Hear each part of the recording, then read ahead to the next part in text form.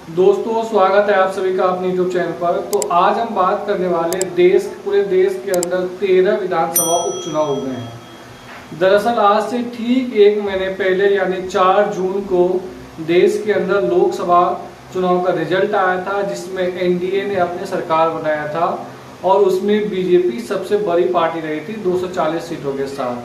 पूरे देश के चुनाव एनालिटिक्स ये कह रहे थे कि इस बार बीजेपी जो है वो 2019 से भी बेहतर परफॉर्मेंस कर सकते हैं, चूंकि उस जनवरी में ही बीजेपी ने और नरेंद्र मोदी ने अयोध्या में राम मंदिर का उद्घाटन किया था। तो इसको लेकर के काफी ऐसा माना जा रहा था कि लहर है और बीजेपी अपने 2019 चुनाव को या तो रिपीट करेगी या उससे बेहतर चुनाव मतलब सीट जो है वो हासिल कर सकती है।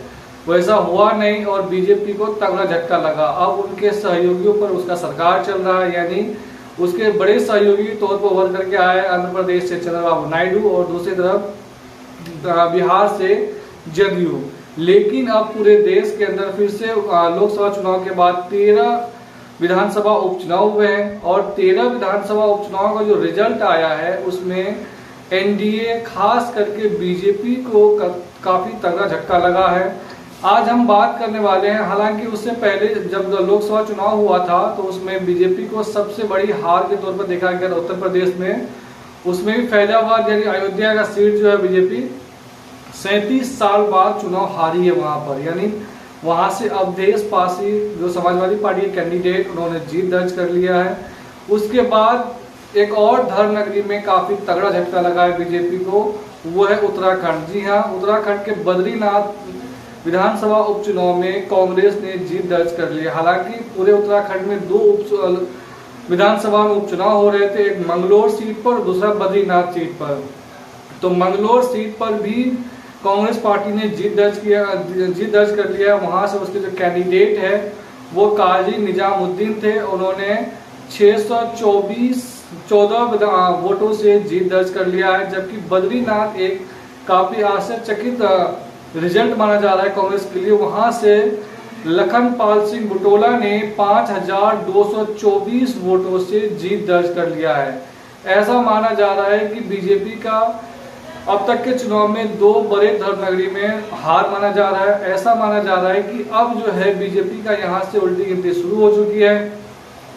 कुल 13 विधानसभा उपचुनाव में, हालांकि 2 पहाड़ी राज्यों में कुल मिला के 5 विधानसभा सीटों पर उपचुनाव हो रहे थे।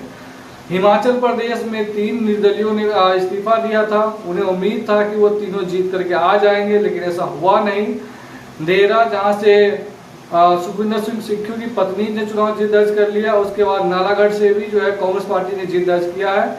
केवल हमीरपुर से बीजेपी का कैंडिडेट जीत पाया है। जबकि अगर देखा जाए यहाँ से उत्तराखंड से तो दोनों ही सीटों पर कांग्रेस पार्टी ने भारी जीत दर्ज कर लिया है, यानी पहाड़ी राज्यों के कुल 5 विधानसभा सीटों में से 4 पर कांग्रेस ने जीत दर्ज किया है। अगर पूरे देश में हम बात करें तो एक विधानसभा उपचुनाव बिहार में भी रुपौली में हो रहा था, जहां से जदयू के विधायक थी बीमा भारती, उन्होंने जदयू का साथ छोड़ करके लोकसभा चुनाव के समय में आरजेडी में आ गई थी। आरजेडी ने उन्हें लोकसभा में टिकट दिया, लेकिन वो चुनाव हार गए और तीसरे नंबर पर रही। वहां से निर्दलीय पप्पू यादव ने जीत दर्ज किया था। उसके बाद उस सीट पर उपचुनाव हुए। उपचुनाव में भी आरजेडी ने बीमा भारती पर ही दाव खेला, लेकिन वो दाव सफल साबित नहीं हुए। वहां पर जो है फिर एक बार इंडिपेंडेंट यानी शंकर सिंह जो इंडिपेंडेंट उम्मीदवार थे, उन्होंने वहां से जीत दर्ज कर लिया है। उसी तरह बीजेपी सिर्फ और सिर्फ 13 में से 2 सीटों पर ही, यानी एनडीए कह सकते हैं 2 सीटों पर ही जीत दर्ज कर पाया है। एक हमीरपुर जो हिमाचल प्रदेश में है और दूसरा मध्य प्रदेश के अमरवाड़ा सीटों पर चुनाव जीते हैं, यानी 11 सीटों पर इंडिया गठबंधन ने जीत दर्ज किया है और मात्र 2 सीटों पर ही एनडीए यानी बीजेपी ने जीत दर्ज किया है। माना यह जा रहा था कि विधानसभा उपचुनाव लोकसभा चुनाव के बाद ठीक बाद हुआ है तो बीजेपी के लिटमस टेस्ट होने वाला है। और अगर रिजल्ट की अगर हम बात करें तो इस लिटमस टेस्ट में बीजेपी फेल होता हुआ दिखाई दे रहा है, क्योंकि एनडीए नीत गवर्नमेंट जो है वो सरकार केंद्र में सत्ता में है और कई राज्यों में बीजेपी खुद सत्ता में है। जैसे अगर हम बात करें उत्तराखंड में तो वहां पर पुष्कर सिंह धामी मुख्यमंत्री है और प्रो हिंदू माना जाता है उनको। हालांकि उसके बावजूद अगर वहाँ बद्रीनाथ में चुनाव हार जाती है तो ये बीजेपी के लिए एक बड़ा सेटबैक है। वैसे ही हिमाचल प्रदेश में भी हुआ है, अयोध्या में भी हुआ है। तो ऐसा ये माना जा रहा है कि अब 2024 के लोकसभा चुनाव के बाद बीजेपी का जो समय है वो बिल्कुल खराब चल रहा है। अब आने वाले समय में कई राज्यों में विधानसभा चुनाव होना है, जिसमें हरियाणा है, बिहार है, उसके बाद अलग अलग राज्यों में चुनाव होना है। तो इसमें भी बीजेपी का हालात उतना अच्छा नहीं बताया जा रहा है। बताया जा रहा है कि हरियाणा में तो लगभग ये तय है, सिर्फ वहाँ चुनाव होने की देरी है, चुनाव होते ही वहाँ पर जो है सत्ता बदल जाएगी। यानी अभी जो फिलहाल बीजेपी सत्ता में है वो वहाँ पर चुनाव के बाद सत्ता से हट सकती है, कि वहाँ का जो माइंड है, वहाँ की जनता ने जो लोकसभा चुनाव में भी अच्छा खासा कांग्रेस को सपोर्ट किया था। और ऐसा ये माना जा रहा है कि हरियाणा में फिलहाल अभी कांग्रेस का दबदबा है और वहाँ से ये आसानी से वहाँ चुनाव जीत दर्ज कर सकते हैं। तो कुल मिलाकर हम बात करें तो ये 13 विधानसभा उपचुनाव जो था लोकसभा चुनाव के बाद, ये बीजेपी एनडीए के लिए एक सेटबैक था। यानी यहाँ से काफ़ी ज़्यादा उसको झटका लगा है। तो ऐसा माना ये जा रहा है कि ये विपक्ष के लिए काफ़ी ज़्यादा फायदे की बात होगी और पूरे देश में बीजेपी के खिलाफ माहौल बनेगा।